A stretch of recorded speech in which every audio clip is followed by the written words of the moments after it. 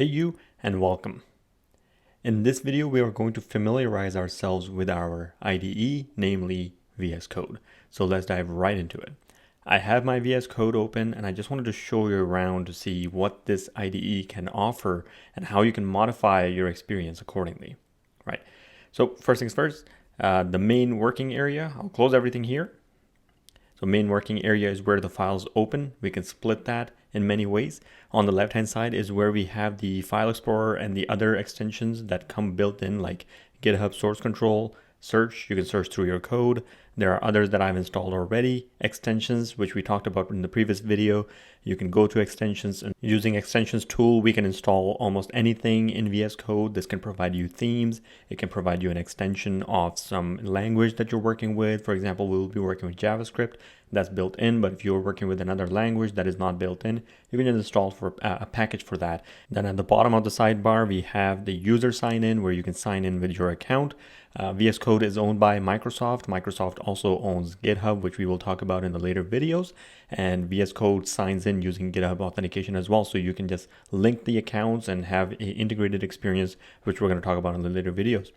Then there is the settings section, which is the manage section. You can make changes to your IDE, whether it be theme, you can set up a profile, you can set up multiple accounts to say, I have two computers, one computer has these settings, the other computer just automatically download those settings. That's the section you would do that in.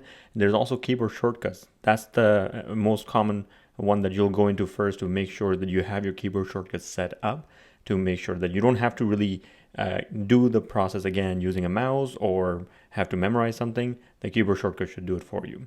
And some of the keyboard shortcuts that I've set, for example, is hiding the file explorer. I can search by the name of the command or action if I know the name of it. If there's too many of them, I can also search by the keyboard shortcut that I know already. So if I search that command slash, it tells me that this command slash is being used for toggling primary sidebar. So that's what this is called, toggling primary sidebar. So if you want to set that up, go ahead and set that up. In order to set any keyboard shortcut, you just double click into it and then do the keyboard shortcut that you want to set up, and then it will just record that for you. The fun thing about VS Code is that there's not just one kind of keyboard shortcut. You can have multiple keyboard shortcuts triggering the event. So let me show you what I mean. So if I was to close all editor groups, in the view section, you can see the command, the keyboard shortcut is Command K, then Shift Command V, and that's Shift Command W.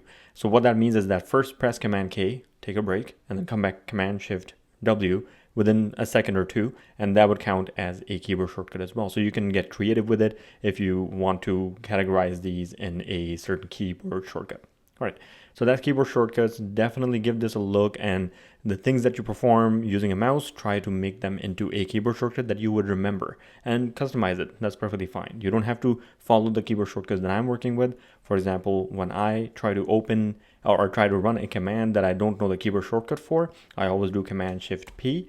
That opens the action panel for me, and I can type something in here that I don't remember the word for. So let's say I don't know how to split my screen.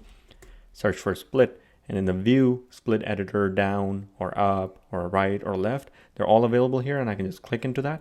And if any of them have keyboard shortcut, on the right hand side, we can see that it will tell you what the keyboard shortcut is. So this is pretty valuable. Another one that is valuable to me is, I have changed it, of course. It would be Command P for you, or Control P. For me is double shift or Control P or Command P. Both of them work. And what this does is, if I go back to my file explorer, that's where my files are. And let's say I have multiple files. I'm going to create a new file right now. I call it index.html. Let's create another file, file.html. Let's just name it whatever. And as I create those files, if I double shift or Command P, this opens something very similar to what the Command Shift P does. However, with the absence of the greater than sign in the beginning, that gives you the command. So what it does, it allows you to search through the files that you have created. And you can see already I'm seeing 3 files that I've created in the file explorer, and I can quickly go to them. If there's hundreds of files in your project, then you can just search for the file. Even half the name, end of the name, beginning of the name, or just the extension, either one would allow you to search for it. If I just say HTML, it will search for all the HTML files. I can say .html, same thing. So that's very useful. You'll see me using that a lot. And as I go through the files, I may just use double shift and type the file name, press enter, and it will take me to that file. So that's another useful feature for it. Right, and I talked about split for a little bit. Let's just see how we can split. There's 2 or 3 ways to split actually. If I was on a file currently, let's say something.html, and I want the file.html to be open on the right side, I have it open in the editor. I can just drag, and you can see that it's highlighting where it's going to land. In this case, I want to split it on the right side, and I can just split it. I can split many ways. I can just say split a little bit to the left or top, so that way is top, bottom, right, and that's okay too. So there's many ways to split. That's one, and I'll just go ahead and close my editor. I'm doing Command W to close my editor. Again, a keyboard shortcut. I'm not pressing the X to close that. And if I want to split using the GUI, I can click on the split button that we saw in the previous video as well, so that would allow it.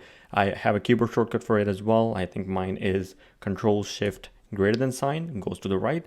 If I do Control Shift less than sign, I don't think there's one for that.